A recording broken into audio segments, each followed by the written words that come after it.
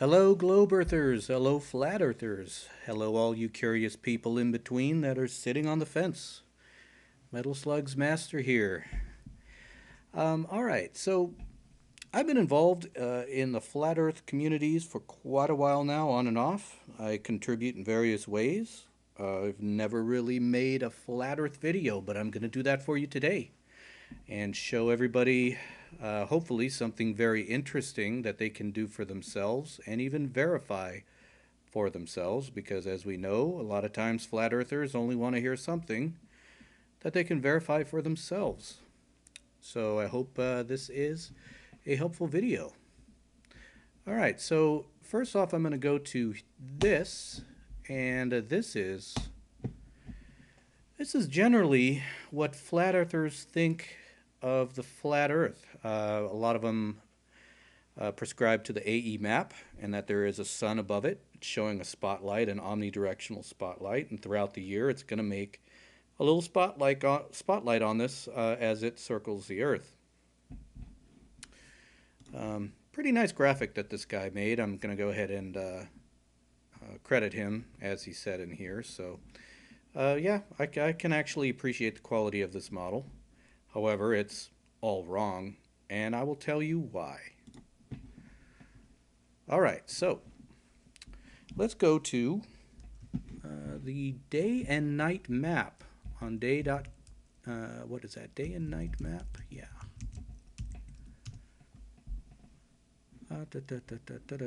There it is. All right, cool. All right, so we got timeanddate.com, and what they have on here is the day and night world map. This is a fairly intuitive thing to understand. This is a Mercator projection of the Earth and its continents, the oceans too. And what you see here in these bright areas is where the sun is hitting for any particular day and time. And here is where the night is hitting, right? Well, not hitting, but there's no light hitting this area right here within this area. Now this is a Mercator projection. Essentially, Mercator projection is you take a globe, and if you can imagine that you unzip it and you basically fold it out to a cylindrical shape and then roll it out as you would a poster. It would roll out just like this. This is a very handy projection to use for a lot of applications because it minimizes distortion while showing the entire Earth and all of its continents. So this is what the day and night world map uses. And all right, so I'm going to use this today. Now, what a lot of flat earthers might be thinking is that, hey, this guy just went on the internet, and this is something that's just put on the internet, and how do I know I can trust it? Well, you can verify it. You can trust it, and you can prove to yourself that you can trust it. So let me demonstrate that for you. All right. So for any part of the world, you can even put that in here, and you can choose any time you want on any day, right? So let's go ahead and do something here. Let's look up. We're going to look up, let's say, Dublin, Ireland. Until I already did that. Preparation for this, but Dublin, Ireland sunset. And for today, March 31st, in Dublin, Ireland's time, it's going to be 7:58 p.m. So let's go ahead and go to our day and night map. We're going to put in 7:58. Likes to do it in military time here, so we're going to do that. 7:58. And we're going to change the location to Dublin, Ireland. Change the time. Now, if you look at this little key, it's civil twilight right here. Now, what civil twilight means is that the sun has just fully set. That top part of the sun just went over the horizon. And guess what? Stop it. Get out of there. There we go. If you can see my cursor, Dublin, Ireland is right there. That's where civil twilight is. 7:58, sunset, right there. So I verified that it's accurate in Dublin, Ireland. let's choose something else. How about, I don't know, how about Lisbon, Portugal? Let's try that. Lisbon, Portugal. Sunset. I haven't actually looked this up yet. There we go. So for Lisbon, Portugal, on their time, GMT +1, it's 7:59. So let's go ahead and do that. We're going to say 7:59. It's not much different from Ireland, honestly. There we go. It's in the same time zone. And we're going to look up Lisbon, Portugal. Change the time. Lisbon, Portugal, very easy to spot. It's right on the coast. And guess what? Your sunset is right there, just as it would be predicted. Let's try one more. We're going to go to Chicago. Let's go ahead and do that. Let's say Chicago, sunset. Looks like it's already going to be 7:15 p.m. So let's go ahead and do that. We're going to put in, what was that again? 7:15. All right. So I'm going to go 7:15. On Chicago's time, it's going to be 7:15. Let's go Chicago, USA. Change the time. Everybody knows that Chicago is on that little tip of Lake Michigan, and boom, there it is. Look at that. The sunset is right there on Chicago. So this has actually shown that the day and night world map is accurate no matter where you look up. You could be anywhere. And what you can do is that you can go to Google, you can look up your sunset time, you can plug in your location and your sunset time here. You can locate yourself on this map. Hopefully you know where you are geographically on the map. And you can verify that the sunset is exactly where you are. So there we go. All right, so now that we verified that this map is very accurate, we're going to do something interesting here. So what I'm going to do, I'm just going to put it January. Let's pick any day, it doesn't matter. Let's go 15, so right smack dab in the middle of the year. And just to allay any fears that flat earthers just to make sure that there's any fears that flat earthers have that this might be a date that hasn't happened yet, I'm going to go ahead and go to 2018. 2018 has already happened, so that's going to have a record of the entire year for 2018. All right, so what I'm going to do is I'm going to change the time. Here we go. So this is January 15 of 2018. It still has basically 7:14, which is fine. And this is the day and night pattern that happened to be on Earth during that time. So here's what we're going to do. We're going to copy the image, go to Photoshop. Let's load Photoshop up. All right. I'm going to hit New. Let's create that. Let's take the timeline off for now. There we go. And we're going to paste. All right, so we pasted that Mercator projection. And we're going to name this layer January.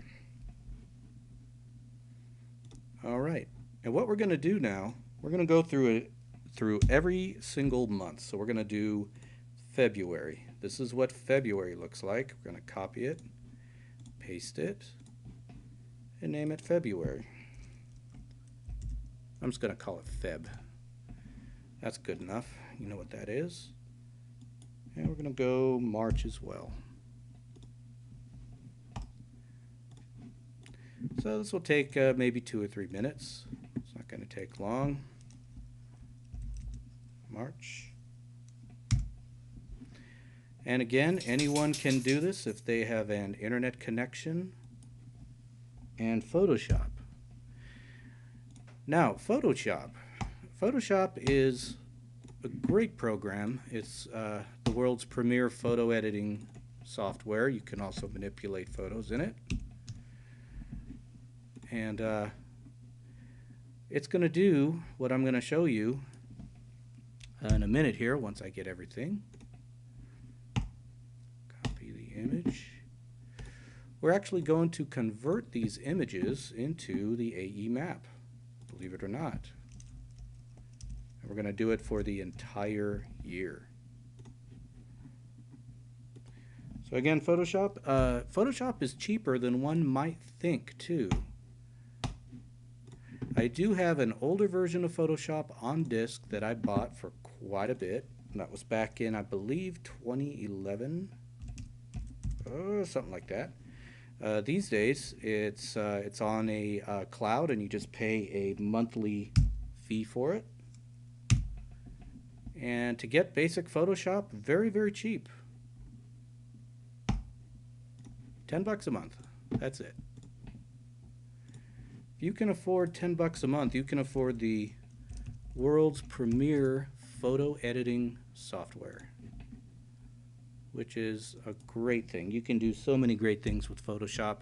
I have a few other videos that I just put up for fun on this channel where I'm manipulating various photos, doing some fun stuff with it. If you want to see the actual extent of what Photoshop can do, there's plenty of channels with really good content on that too, and there's lots of good tutorials as well. I have one called Planetscaping on my channel that has a really cool imaginary planetscape that I made. It took only about an hour and a half, if I remember correctly. But I basically generated everything from scratch, even the nebula and the stars and all that. So I know you flat earthers don't believe in space and all that other stuff, but you can certainly generate stars and nebula and all that with Photoshop. It's actually pretty easy. But you can also use Photoshop, of course, for real-world applications and real-world photo editing. Stuff where you don't manipulate. And that's kind of what I'm going to do here. All right, so we got the last one now. So this is December.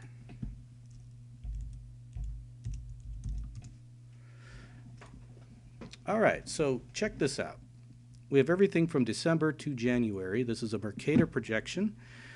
A Mercator projection essentially is it's what's called a Cartesian coordinate plane. So you got the X and the Y. If you want to find any kind of coordinate, it's X and Y, X and Y, X and Y, right? So you go X a few places and Y a few places, you get wherever you're going. However, what you can do, check it out. You can go to Filter, you can go to Distort, and you can make it a polar coordinate. Let's go ahead and do that. And look at that. We changed the Cartesian plane to a polar coordinate plane. Polar coordinate plane, instead of going X and Y, it's doing everything via a central point, and you do it basically via angle theta. That's not something I'm going to get into great detail here. Just know that you can go into the filters, you can change it to polar coordinates, and we're going to go ahead and do that with everything here. So the hotkey for that, of course, is Alt-Control-F right there. So we're going to go ahead and do that.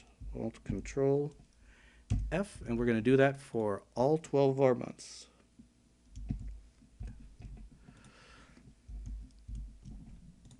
Changing these Mercators to the polar projection. Polar coordinates, essentially.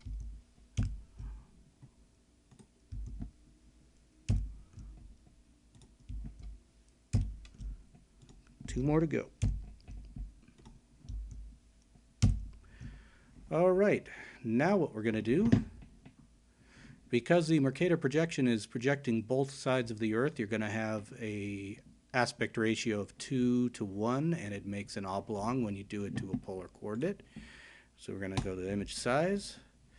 We're not going to link these, so that's already set, so we're good. And we're going to put it 50% on the link side and check it out. Now, to everyone who's watching this, what does this look like? This looks very familiar, doesn't it? Look at these continents here, the round shape. Well, that's an AE map. That is the flat Earth map of choice right here. Now, some of you might be thinking, well, this is probably close to it, but it's not perfect. After all, you got it from a Mercator projection. I don't believe you, right? Well, let's actually check. I can show you right now. Give me a second here. I'm going to go to Google again. We're going to look up AE map. Let's go to images. Look at all these beautiful AE maps. Choose anything you want. You could do this or this, whatever. It doesn't matter. Let's go ahead and do that one. So this is flat Earth map right here. In fact, this is from a flat Earth proof site, I guess. So, hey, it works. Let's go ahead and copy that. Copy the image. Let's paste it right on top. Okay, so we're going to go Control T. This is a hotkey to change the size. So we're going to make it the same size as the rest of everything. Right there. Hit enter. And there you go. Now check this out. I'm going to adjust the opacity. And look at that. Perfect. The AE map fits perfectly over the coordinates, the polar coordinate projection I made from the Mercator maps. All of these, it fits perfectly. So that is proof to you that yes, you can indeed make the AE map from the Mercator projection. And these maps that were taken off of day and night, part of the time and date map website, these are all perfectly accurate representations of how the sun is falling on the Earth. So tell me, if the Earth really was flat, and if the Earth really looked like the AE map, why in the world is it a big wonky banana shape here that's connected on the end? Keep in mind, this is what flat earthers think, right? Throughout the year. What I've shown here is that December looks like this, November looks like this, October looks like that. You see a pattern going on here? Constantly changing throughout the year. How is this omnidirectional light source suddenly changing from a spotlight that everybody accepts in the flat earth as what happens all year round to a big wonky banana shape? It's something to think about there, guys. Anyways, let's go ahead and do something fun with this. So I'm going to get rid of that. Let's get rid of the background too.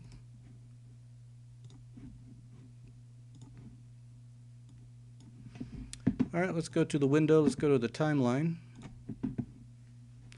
We're going to create a timeline. So this is an option in Photoshop that's really nice. You can make animations with your layers. So let's go ahead and do that.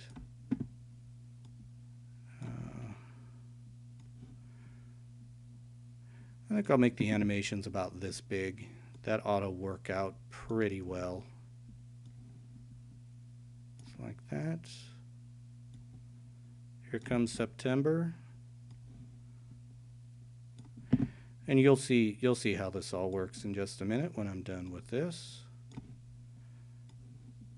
If you would like, you can just fast forward maybe a minute or two in the video and you'll probably see me with the finished product by then.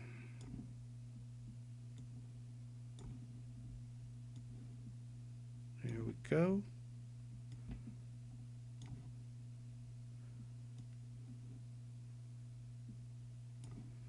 So yes, I encourage all flat earthers and globe earthers alike, and all you wonderful fence sitters as well that are just curious and you want to find things out for yourself. Go ahead and do this. Get Photoshop. Hey, it's $10 a month. Not much of a cost at all to get the basic Photoshop. It's not going to be the full suite, of course, but you don't really need the full suite unless you're a professional doing something in graphic arts or whatever. So there we go. I went ahead and did that. Let's press play. There you go. This is going to loop and loop and loop. Now, just as flat earthers think on their AE map, the sun definitely, during the summer in the northern hemisphere, it's going to cross the equator, which is around right here, right? And then the rest of the year, it's going to cross the equator and give more light here. But it's not doing a spotlight. It's got a magical lampshade of banana proportions going on right there. So not something that's very well, that wouldn't be expected with an omnidirectional source. If you're going to say that, well, the sun has a I don't know, some sort of shape-shifting light to it, you're going to have to show a little bit of proof of that. I'm sorry. But omnidirectional light sources generally don't do that. So again, this is the reality of the situation, and I showed you throughout this video how you can even verify it for yourself. And all you need to do, check out the time and date map, Google sunset times, and the best part of it, flat earthers, is you can go right outside and verify that the sunset is happening at the very minute that Google is telling you. So hey, thanks for stopping by. You might see me around in flat earth venues, I'm sure. I do hangouts as well. These days there's a few good hangouts. You got Sean G, who has a fairly humble channel at the moment with a small following, but he's a very fair and honest and open person. He'll let flat earthers on as well as globe earthers and anyone that's on the fence. Jose J.G. Gonzalez, his channel as well. He's got Google Hangouts going on virtually every day. Sometime around, I believe it's about 10:30 a.m. Eastern Time. And whether you are globe or flat, you can come on in there and talk about pretty much virtually anything. Of course, it tends to default to the to flat earth and globe earth conversations. And I guess that's all I got. On the next video, I think I'll end it here, but on the next video, I'll show you how to use Photoshop to do an orthogonal projection of either the Mercator or the AE map right onto a globe and see how that works as well. So stay tuned and I'll see you then. Bye-bye.